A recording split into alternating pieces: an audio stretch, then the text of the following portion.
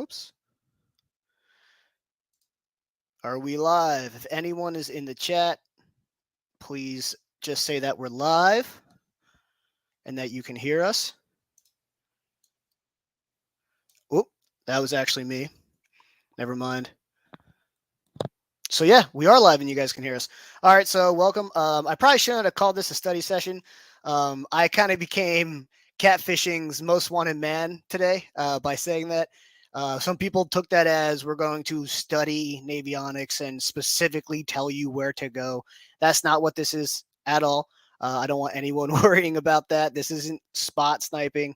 This is just to help people prepare for a tournament, learn how to read a Navionics, tell you why Navionics is good and bad, just general preparation, and to share our personal experiences, what we've done, maybe how to collect bait, simple things like there's a dam here and here, you can catch skipjack there. Not you have to go we're not going to give back creeks out where you can catch bait and that kind of stuff. It's just really simple.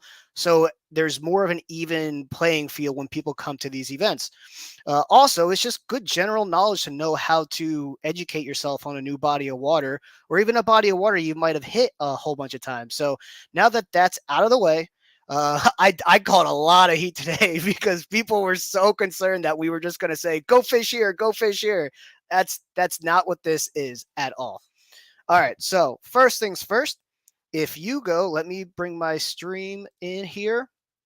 Here's our dumb faces. If you go to the online catfishing YouTube page, there is a Google Doc right here. If you click on that Google Doc, it will go over what we're talking about in this live stream. This is for instance, this is our check-in location for this tournament. And then in the launches tab, it has the launch names, their address, the Google link to them, estimated river flow, and we'll go over all this more in depth in a second. But this will be like a kind of a guide for you to follow along as we talk. Also, all of this, if you just Google boat launches Nickajack Lake, this all comes up. None of this is private. No one sent me any of this stuff. This is all Googleable. We're just condensing it in one spot. Also, for anyone who might be a boat fisherman and curious, why are we doing this? Well, in kayaks, we're more limited on how we propel ourselves. Some people are paddle only. Some people are pedal only. Some people have a motor. For instance, over here, if you see on this right-hand side, I can't zoom in. I'm sorry. Let me actually just open mine up. It'll be easier to see. There we go. I can zoom in. I have the launch, the address. If you click on the Google map and then the word low, estimated river flow, and this is comparative to the dam in front of it. So if you see how Tennessee River Park, the fishing park, the estimated river flows very fast because that's right next to the dam. As you go down, you get farther away from the dam, which the flow gets slower the farther you get away from a dam. This right here, the boat access area, river drifters, this is the check-in location. And then this over here is the time away driving with no traffic to all these boat launches from the check-in location. And we're also going to go over, types of fishing that you can do when you are in certain situations. All right. But the first thing we're going to show you is we're going to go onto let me close that. We are going to go onto the web app viewer. And this is the free version. So when the trick is search Navionics web app. This isn't possible necessarily on the phone free version, but if you go on your online explorer on your phone, or you go on your computer and you search Navionics web app and you open the web app, it'll take you to this. And the reason that's important on my phone, when I've tried doing this on my phone before, it will only let me use the Navionics version. And let me show you why this is bad. I'll bring you to the stretch of the river that I fish the most. Navionics on the Ohio River, guys, Navionics is essentially useless. So anyone who's local, unfortunately, you're not going to get any good intel, because if you took my personal Zero Lines card and put it up against what's on Navionics for this stretch of river, it's black and white. So this is my personal stretch of river. And if you're just on Navionics, this doesn't give you a lot of information. However, In this bottom left, if you click sonar chart, it gives you a much better definition of what's going on in that river area. However, like I told you, for the Ohio River, essentially useless. This is nothing what this stretch of river looks like. It's much better for slower rivers. Navionics is great for lakes. The general ledge, like right here, I can tell you the general ledge is relatively steep in this general area and not so steep over here. But for instance, I'll just go to the 275 bridge. This is the 275 bridge down there to Little Miami. This is nothing what the bottom looks like. I mean, I'm telling you right now, absolutely nothing what the bottom looks like. So it's good and it's bad. For where I live, this is actually a much better tool if you're a bank fisherman to get general ledge depth and how far away it is from the bank. For boating, honestly, it's essentially useless. You kind of have to put your time in.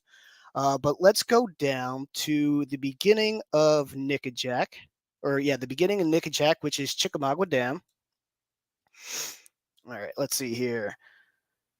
Chickamauga Dam is where Tennessee, Alabama, and Georgia meet. All right, we're not going to zoom in much farther than that. Safety. Guys, safety is paramount. Another thing, kayakers, safety is paramount.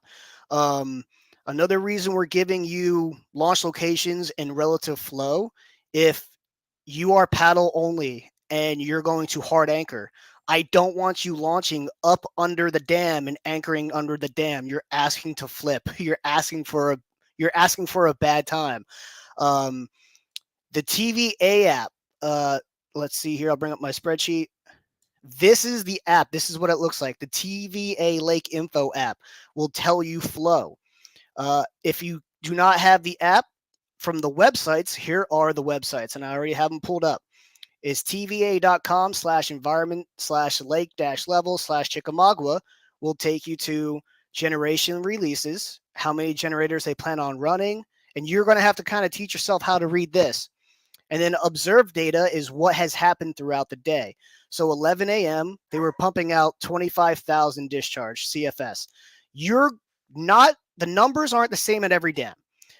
Great example. Ryan and I both bumped at 26,000 CFS from our kayaks, and we bumped safely, and we were able to get up past the railroad tracks up into Chickamauga Dam. 45,000, we probably can't even get out of the launch. The same exact launch that we were launching from, we probably can't even get out of the launch to even get remotely close to the railroad tracks. And then at the very bottom here, projected data. So when you go down, let's say you have a motor and you want to bump, 26,000 for the Chickamauga Dam is a good idea of being able to or not being able to get up into the flow to bump. These next 3 days, Ryan and I would not be able to bump down Chickamauga. However, Nickajack might be different. We had the situation where Chickamauga was not bumpable, but we went over the Nickajack. Nickajack, we were able to bump safely at about 30,000 CFS. So let's see. Observed data today, 30,000 in the morning, 21. It looks like they dropped it a ton. Observed data, average outflow for the next 3 days. All right, we would probably not be going to Nickajack to bump over the next couple days because the average outflow is excessively higher. The farther you get away from the dam, the slower the current's going to be, and the more options of fishing you're going to have based on what you have available to you, paddle, pedal, motor. I probably wouldn't even go up into the dam. At this level, I would probably try and find a launch farther away, which brings me to this spreadsheet that everyone has access to.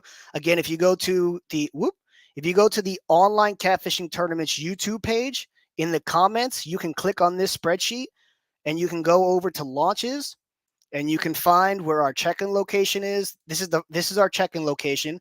It's River Drifters. If you Google River Drifters, this is where we're checking in right here, this red circle. We are not checking in across from River Drifters. This is the launch right here.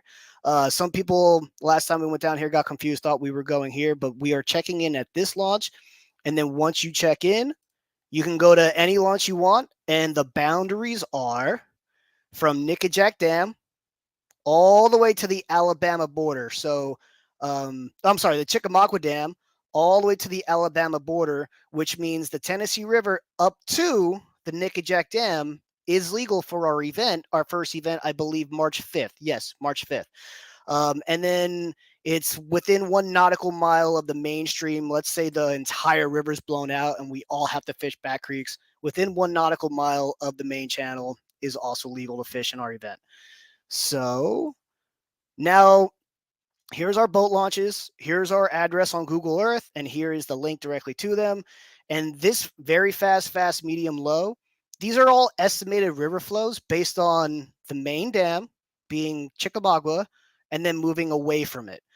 This Nickajack Tailwaters boat dam ramp, the reason it says low, medium, fast, and very fast, where you launch is kind of like a back cove. So you could technically fish there if you want. But as soon as you come out, that current starts humming, and it can be any of those three. So that's why that one's low, medium, fast, and very fast. Also, this is in reference to the main dam. Very fast does not mean 3 miles an hour. Very fast, that it's whatever's happening that day. So let's say that day, Chickamauga Dam is producing 4.5 mile an hour current right at the top. Well, then fast current that day would be considered about 3.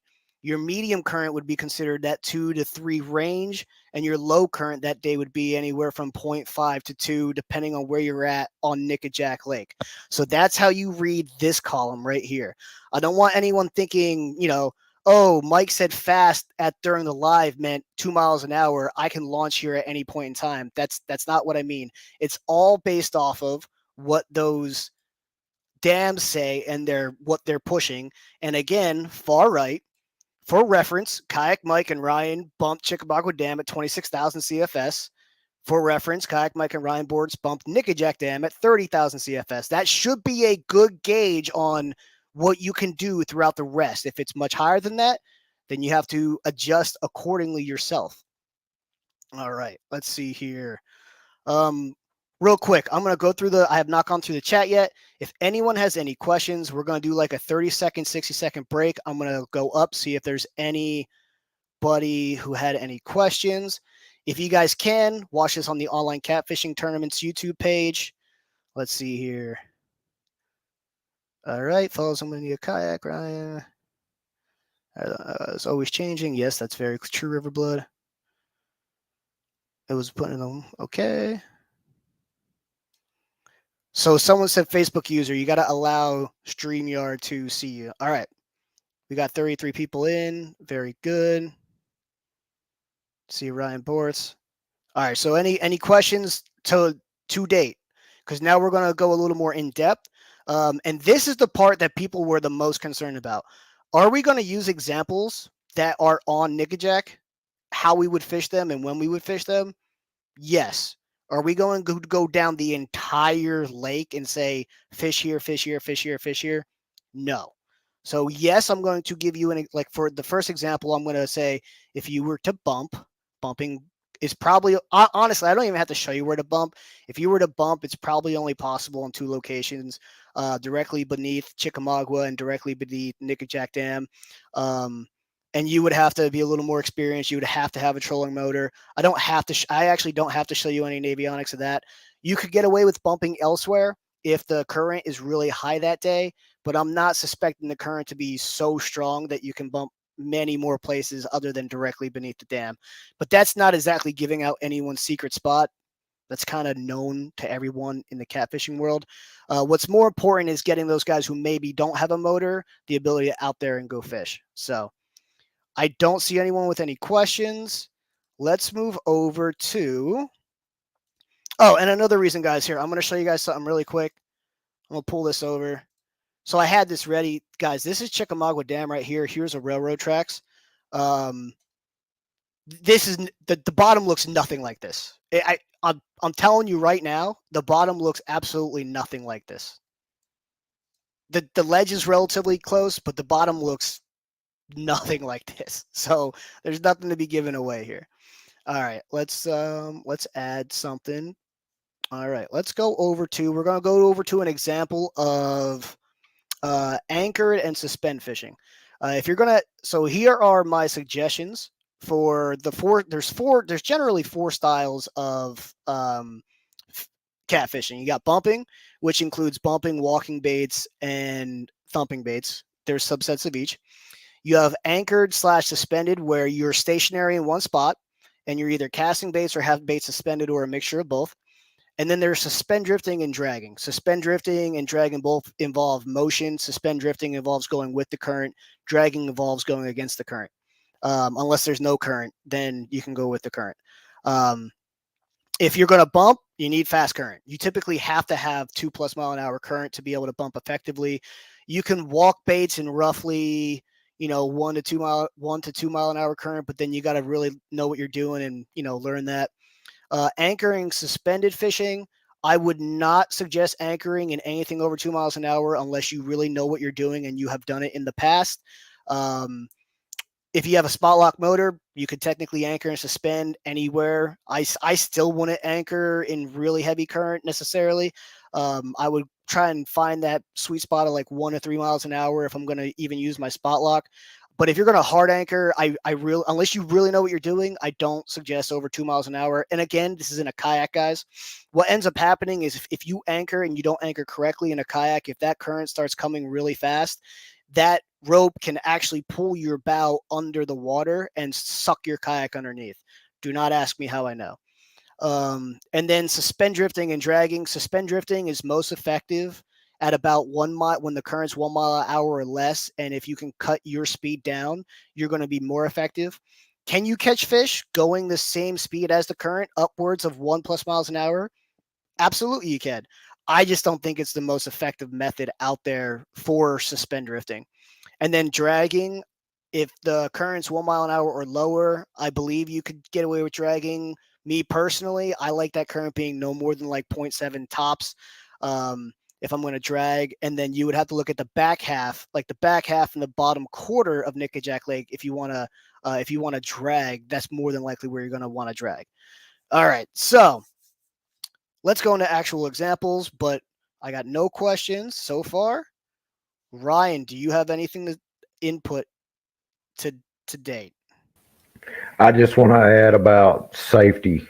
Like just because somebody sees me and you go to the dam and bump, they may not have that skill level. And they may see us refuse to go up there and they may have a better skill level and they may think it is safe. So safety is relative to your skill. And a rule so I'm going to mute you here real quick just because of reverberation. There is a rule change this year to OCT. In-person events, it's all state rules. So if you want to use, if there's an old rod limit, I don't care how many rods you use. However, the rule that we are enforcing is in-person events, life jacket, all times, period, end of story. Other than that, all state rules apply for our events. Some people didn't like the fact that you couldn't use more than 4 rods. Well, we got rid of that. So let's see if you sign up now. Or if it was just your excuse for not competing in the past. So, all right, we're going to go. So here's an example of, let me make sure I have it correct. So here's an example of a great place I would potentially anchor fish, maybe suspend drift if the current was really low. So let me pull this over. Now, I'm not going to tell you, I mean, of course, you can use your context clues and probably figure out where this hole exactly is.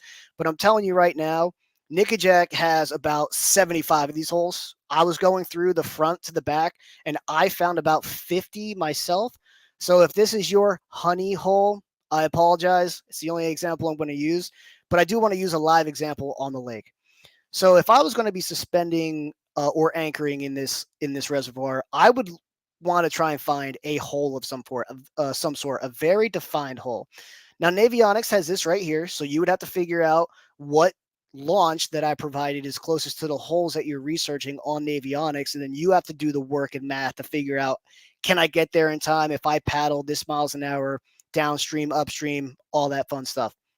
Another thing, I do not suggest paddling or fishing downstream if it's cold out. If the water temps are down and if it's cold, I'm asking you, please only fish upstream of your launch location if that's possible. But this is a great example of a hole. So what I would do is I would find this on Navionics. Since I have a motor and a graph, I go up and down this hole for about 15, 20 minutes. I map the entire thing out on my zero lines card before I set up on this hole anywhere. If you don't have that luxury, let's say you're paddling and you see this, you're gonna have to use your context clues. And what I used to do is I had my anchor marked off every 10 feet. So I would drop my anchor and I would count every single line, how far it went down, and then I would pull tight, see how far it went down. I would let it go for about 30 feet, drop it again. Let it go for about 30 feet, drop it again. I would move over, go up.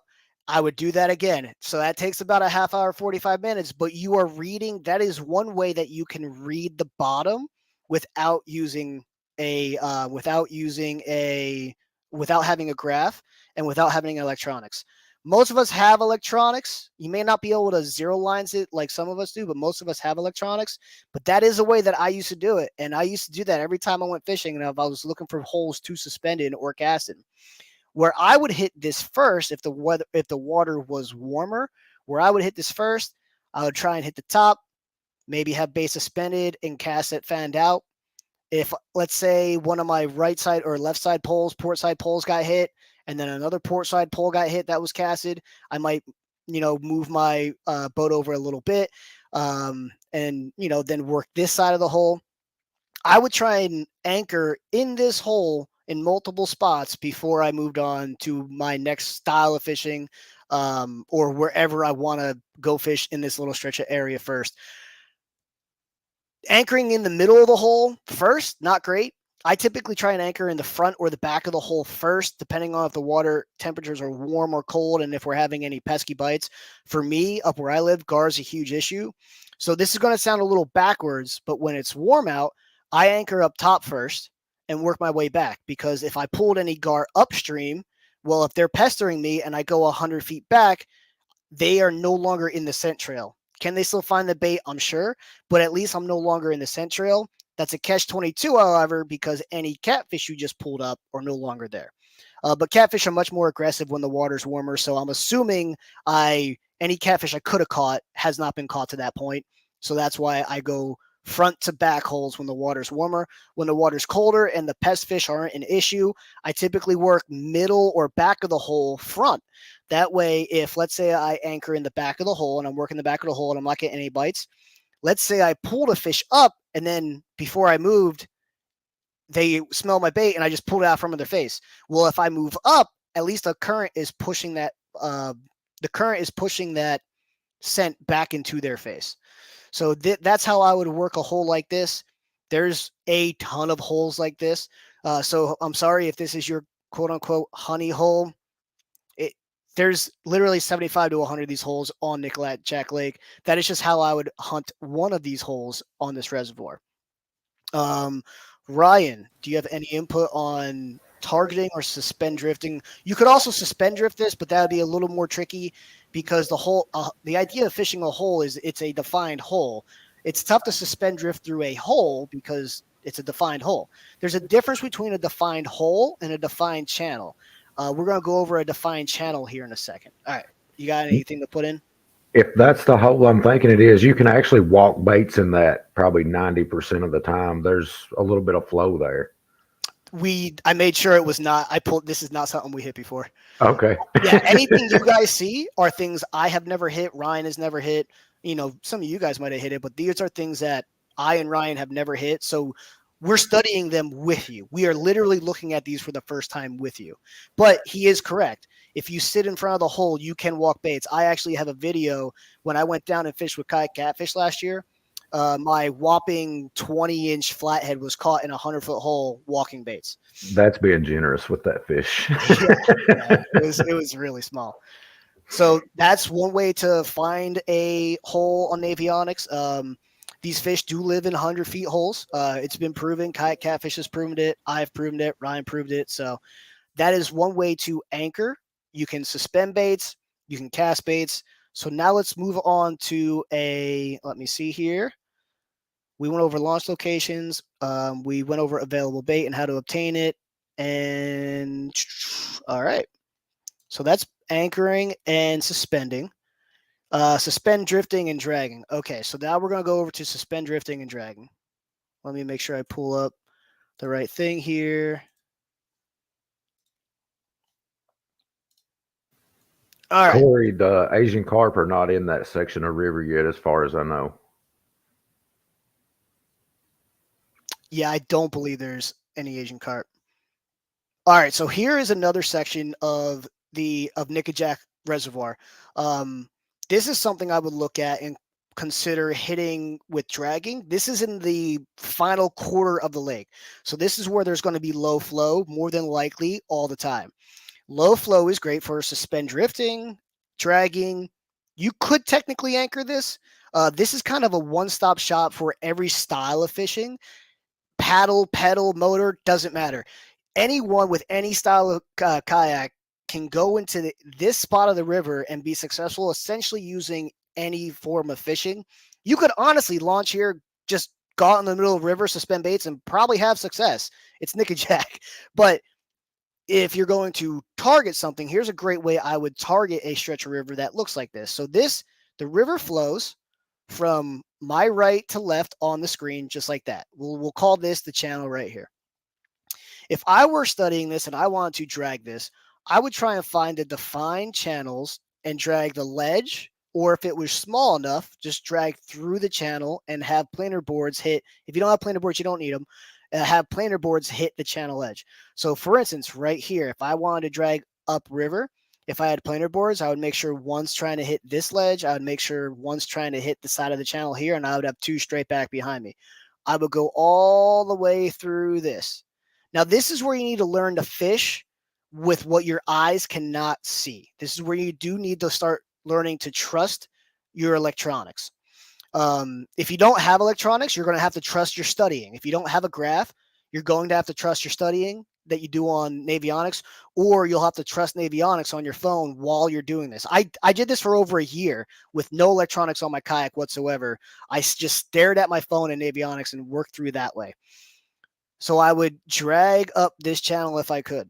And from someone looking over top of you, it would just look like some random person in the middle of the river for no reason. It would look like you would have no rhyme or reason to be there, but you know for a fact you're in the defined channel. Does that mean you can't catch fish in the other parts of this? No, that doesn't mean you can't. Well, this is technically a plateau because this is actually shallower than this. You could also drag over here. This is a little deeper on this side. You want to, I always try and drag next to defined something, next to defined ledges, next to the defined structure. The last time I was on the Ohio River, I went past a ton of logs. So I set my drag up slightly off to the side of it, and I pulled a planer board next to those logs. That planer board caught 80% of the fish. Very good chance they were holding at that log. I can't drag through those logs, though, because I will be hung up every other second. Also, you see this little thing right here?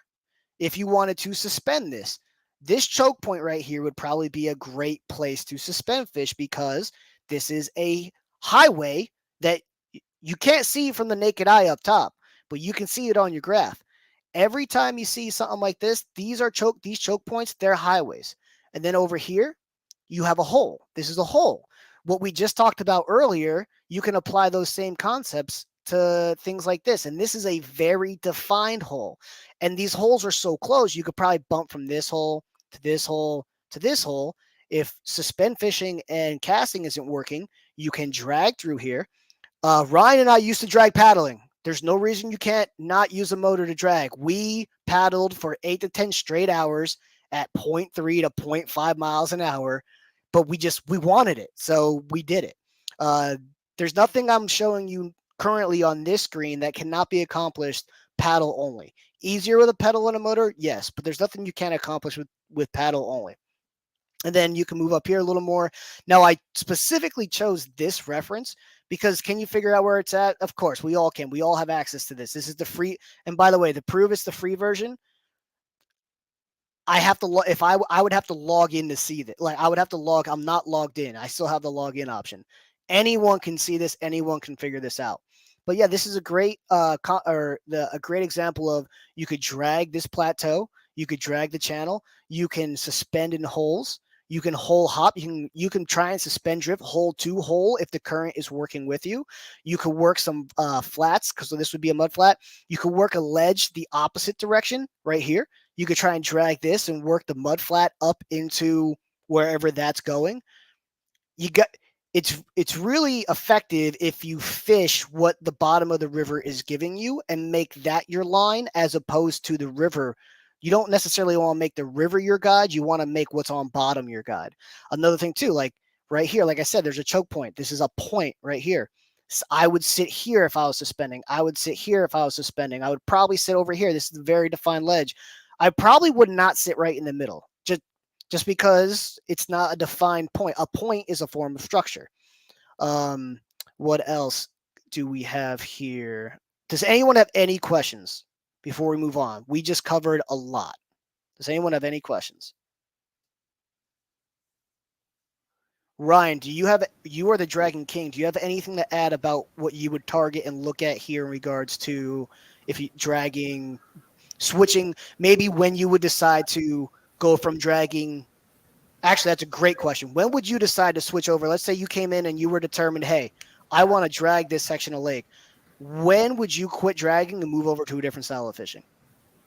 I would start down to that channel on your right side of your screen, drag up, and if that didn't work, I would probably anchor up right where that creek mouth on the meets into the right where the two channels meet together there. I don't know if you can see what I'm talking about.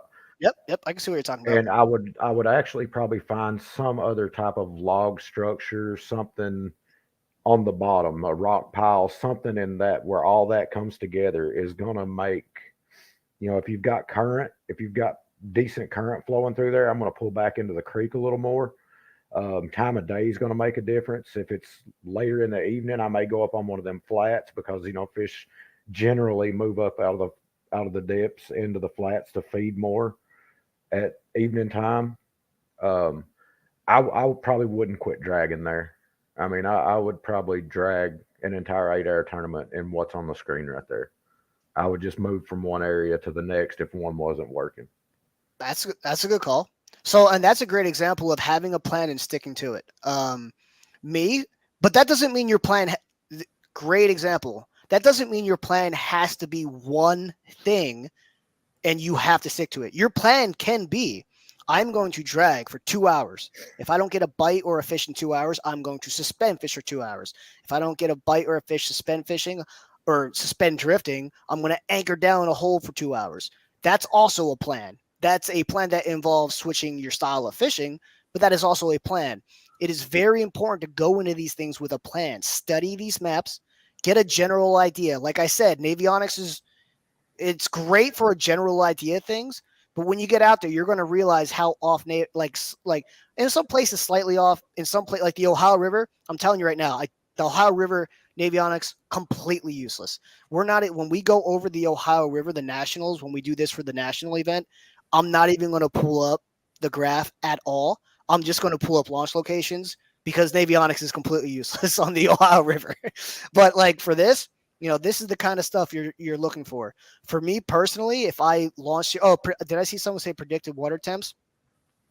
My guess is it's going to be between 45 absolute minimum if like a ton of cold fronts come through, upwards of 65. That's my guess. I looked at historical water temps. I cannot pull it up quickly, or I would. I don't want to like stop the live. But last year around this time, around the time of the tournament in March, I want to say it was in the 50s, which up here, 50-degree water, everything's fair game. Dragging, suspend drifting, bumping. Once you hit 45-ish degrees, everything starts becoming fair game up here where I live. So I'm assuming, and that's another reason why we pick south for the early events, everything should be fair game. All styles of fishing should be fair game once this tournament rolls around in March, and then the following month within Chickamauga in April. All right, let's see here. Great info. Let's do a real quick. Again, I'm going to pull up the YouTube itself. Show you guys something really quick. If you were on the Online Catfishing Tournaments YouTube channel right here, if you go down here, it says docs.google.com. If you click on that, it'll bring up a spreadsheet that you should not be able to edit. I really hope you cannot edit. This is where our launch location is that day. I will be doing an official captain's meeting later, so we don't have to worry about check-in time, etc. for that now.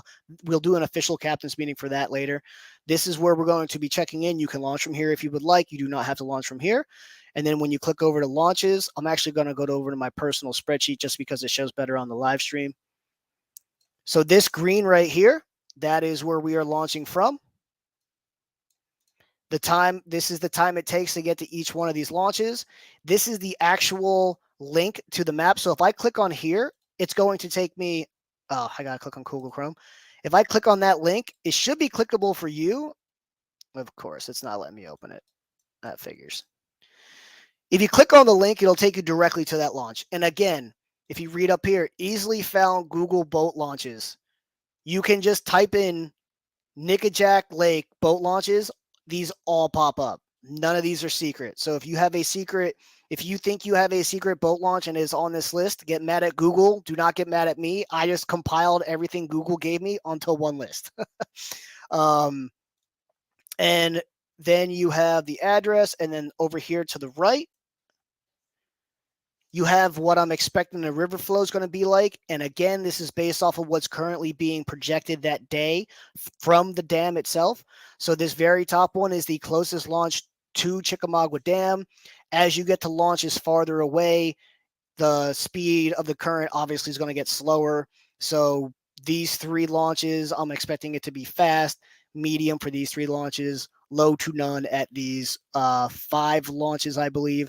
And again, it's all comparison to what Chickamauga Dam is pumping out. If Chickamauga Dam is pumping out 4-mile-an-hour current, well, very fast at days 4. Fast is probably going to be 3. Medium is probably going to be 2. Low is probably going to be 1-ish. If it's pumping out 2.5-mile-an-hour current, well, fast is now 2-ish. Medium's probably going to be 1 to 1.5. So it's all based on that magic number that the dam itself is pumping out. This right here is Nickajack Dam. And there was only one other launch that I could find below Nickajack Dam. So Nickajack Dam also, the speed could be low, medium, fast, or very fast there. You launch in a slack water, which there's no current at all. It's essentially a mini lake. But the moment you get past the wall, it can be extremely fast, medium, all that kind of stuff. And then if you move a little farther right, for the lake info, TVA lake info, this is the app. This is what the app looks like. And I will click on right here. So this is Chickamauga. And again, for reference, Ryan and I were able to successfully bump Chickamauga at 26,000 CFS. We could bump successfully at Nickajack at 30,000 CFS. And by successfully, I mean we were able to do an actual bump from our kayak, and we did not fear for our life. This is what it looks like on the website. It also looks very similar on the app. And it's important to know how to read this. This is your observed data. This is throughout the entire day, what they were discharging. For example, 7 p.m., which was an hour ago, they're almost pumping out double what Ryan and I felt safe bumping. I would not go here to bump. And then you do the math. Okay, well, if it was not safe to bump there, then you work backwards on this spreadsheet. And you're like, okay, well, if 45,000 CFS is way too fast for them to do anything up there at that point in time, then maybe I should consider one of these launches down here where the flow says medium.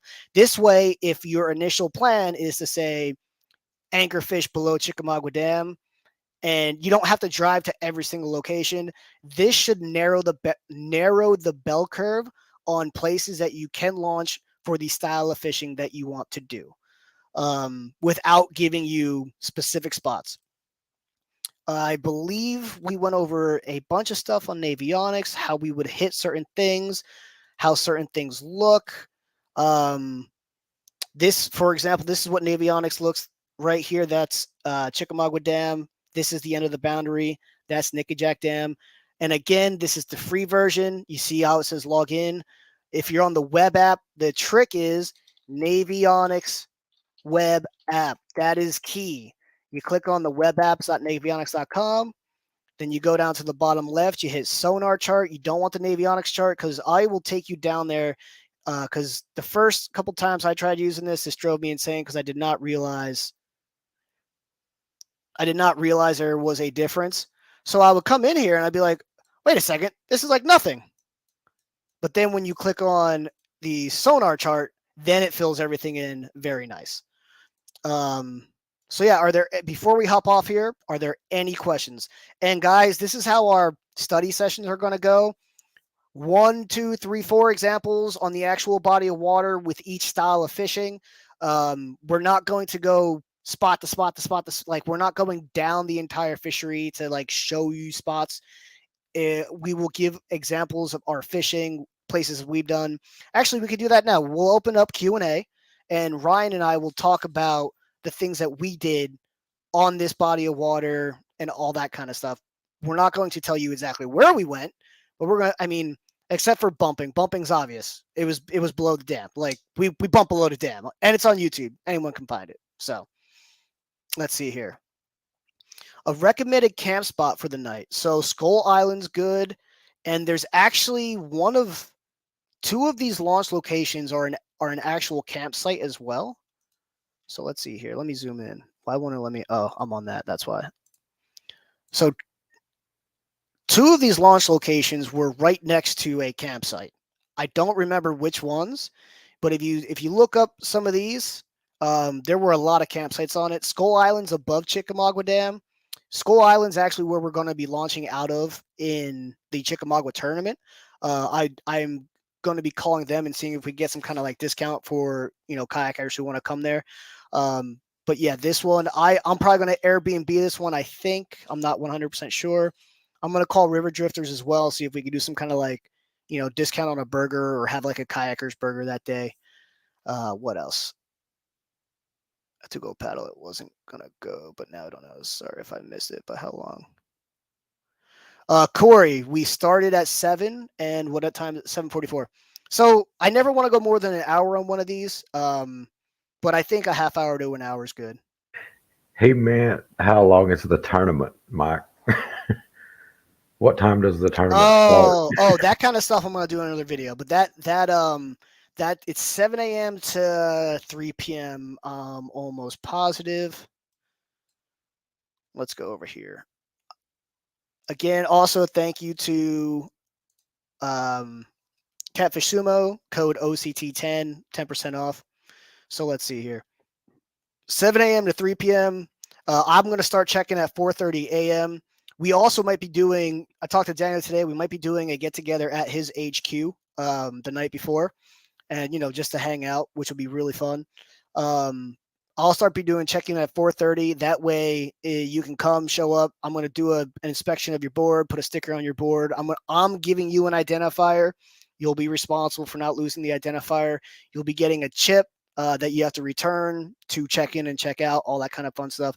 It's going to be ran like an official boat tournament. Like, it's going to be ran like 100% a boat tournament. Everything about it's going to be ran just like a professional boat tournament. It's just going to be at the kayak level. And we don't bring fish back, obviously. All right. Let's see here. Only if you're not in the river. Okay. Also, it's $1,000 guaranteed to first, $200 guaranteed to big fish. That's before entries. Entries are $150 a person. Part of that entry is going to go to your point race. Part of the entry is going to go towards obviously the overall pot of the tournament, and then part of the entry is going to go towards big fish. After the app fees, it's like $145-ish goes to the pot, so it'll be a breakdown of that.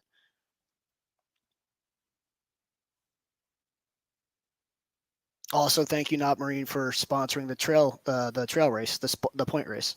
$1,000 guaranteed to the winner of the point race as well at the end of the season. Your best four scores determine the points, and the point race is 100 for first, 99 second, 98 third, so on and so forth. Big fish, 2 points. The final event of the year, Nationals, double money, double points. It'll be 200 or 2,000 guaranteed the first, 400 guaranteed to big fish. And you 200 points for first, 198 points for second, so on and so forth. And that's just kind of a middle finger to Ryan because I know Ryan can't fish that event. What are friends for? Yeah.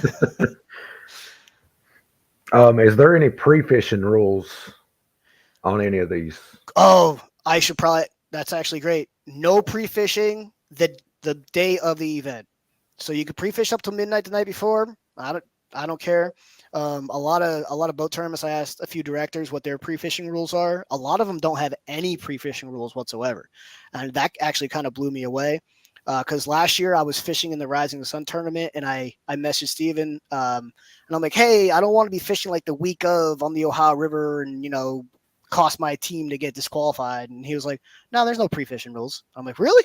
He's like, yeah, no, yeah. He's like, we have to check your live well and stuff the morning of anyway. So, well, all right, that makes sense. Also, with everything that's going on, it's just so. I'm not saying no one has ever cheated, but it's just I don't think we're gonna have to run that issue, especially since I'm giving you the identifier. You have to meet me before and after the event. So the only way to cheat would be is if you somehow read my mind on which identifier I was going to give you and you stole it from me the night before. Yeah, you don't have the these events, you're not getting I'm physically handing you your identifier. So check this out, guys. These are our identifiers next year. I got a bunch of custom playing cards made. You see how it has the OCT logo? You're going to get 2 of these given to you. Oh, of course, it's the wrong way. And there's a different color on each one. You're going to get 2 of these given to you, one of the same color, so you have a backup one in case you lose it. And you have to have this in your photo. That's your identifier. I'm going to write down what color logo you have that I gave you in the morning. I'm going to put a sticker on your board. That's how we certify your board. I have right angles. I'm going to make sure it's right angled. I'm going to have 2 tape measurers. I'm going to measure your board. So you're going to get a sticker on your board. That sticker will need to be visible in the photo. The identifier I give you will need to be visible in the photo. So no one will have access to that identifier until the morning of. And that sticker has to be visible in all submission photos or it's a DQ. So those are the 2 requirements. That way I know you're using a legal board. And that way I know you're using an identifier I gave you that morning. So there is literally almost no way to cheat unless you somehow go from check-in and you drive to a different fishery and go fish. That's like the only way you could do it, I guess. Oh, and at check-in, I give you a poker chip. And you have to have that poker chip returned to me by an hour after the line's out. If you do not have that poker chip returned within that hour, you are disqualified. So you got to check in at the same spot that you before you leave the trailer, and you got to check out at the same spot to have your fish all count.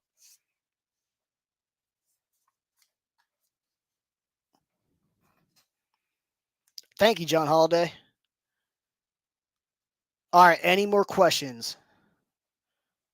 Any more questions? It ran 48 minutes. I feel like this went pretty well. I'm so sorry, Ryan. I kind of dominated it. I get to doing that. You can dominate it tomorrow. I'll dominate when we get to the tournament. Oh yeah, anyone local? The next 3 days will be in Cincinnati, at the Cincinnati Fishing Show. We're both doing a seminar at the same exact time. His name's on it. If anyone has any questions, concerns about this, let me know. If anybody watched this who was really mad at me earlier that I was going to do this, if you're still really mad, I'm sorry. I don't know what to tell you. I'm going to continue doing these the same exact way I just did this.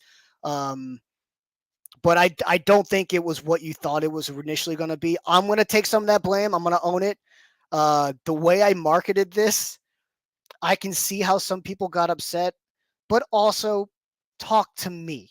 Talk to me. When I get messages from other people saying about 8 people messaged me already all mad that you're doing this, I'm just like, of course. You weren't mad enough to talk to me. You had to complain to somebody else. Talk to me. Let's have a conversation. If I'm upsetting you, I've been fishing 3 years on the Ohio River where nationals are going to be held. Do you really think I'm going to just hand out fishing spots on that? Like, it's arguably the hardest stretch of Blue Cat River in the country to fish. Do you really think I'm just going to hand it out on the internet? Like, come on. But I totally get it. people who were upset before this live happened, totally get it. Just if you ever get mad at me in the future, just give me a call, shoot me a message. We can chat it out like adults.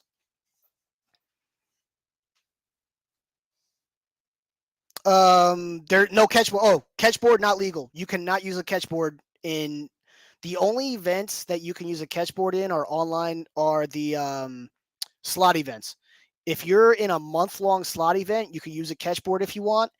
Any other event, catchboards are not legal. I'm done with them. I hate them. They're impossible to judge. You lose inches on them. And don't even get me started on their big fish board. It's dark black and dark blue with white lettering. You can't see anything.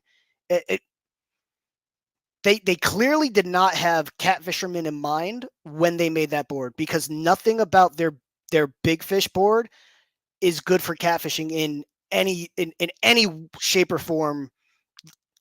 I don't know who their R&D group was, but it wasn't us.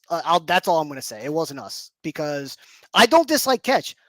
Amazing. People think I hate catch. I have nothing that if they become the best board out there, I will tell you to go buy their board.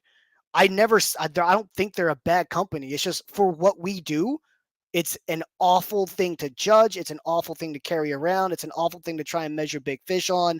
It's just everything is bad for us. So you can only use Muskie Bumper next year in all of our events except for slot tournaments. The month-long slot, you can use a catch board, perfectly fine. But the in-persons and any other kind of event that we run has to be a Muskie Bumper. Has to be a Muskie Bumper of some form. You could DIY your own with a $20 sticker. You can buy their $99 board, their $80 board. I believe they have a $50, $55 board. Be careful if you use that $55 board at our in-persons though, because it doesn't have that sidewall. And if you're going to need that sticker to be showing, it might be a little difficult to have that board in your kayak and have the sticker showing at the same time. But yeah, no catch. I'm done dealing with judging them. And again, don't mince my words. I don't dislike the company. It's an amazing product for other fish. It is terrible for catfish. Terrible. Every board, every tournament. So just because I certify your board once does not mean it's certified permanently. I'm going to recheck and remeasure every single board, every single tournament, and I will put another sticker on somewhere in some fashion. You can collect all your stickers if you want. You can take them off. That's perfectly fine. And the sticker may or may not be the same. I might do Catfish Sumo stickers at the Catfish Sumo event. I might do online catfishing tournament stickers. You never know.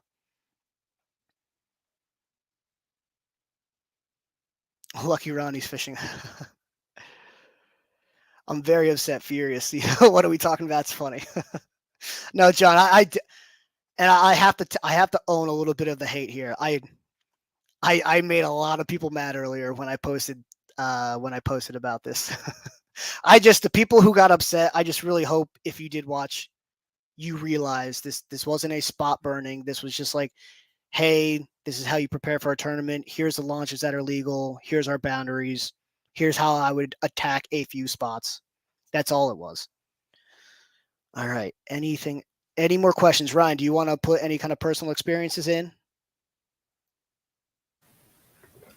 I hope everybody shows up, has a good time. I hope I take their money, but I hope they show up and have a good time while I do it. I hope everyone kills Ryan. No, I've been looking forward to this trail since you first started putting it together. I mean, it's going to be a different deal.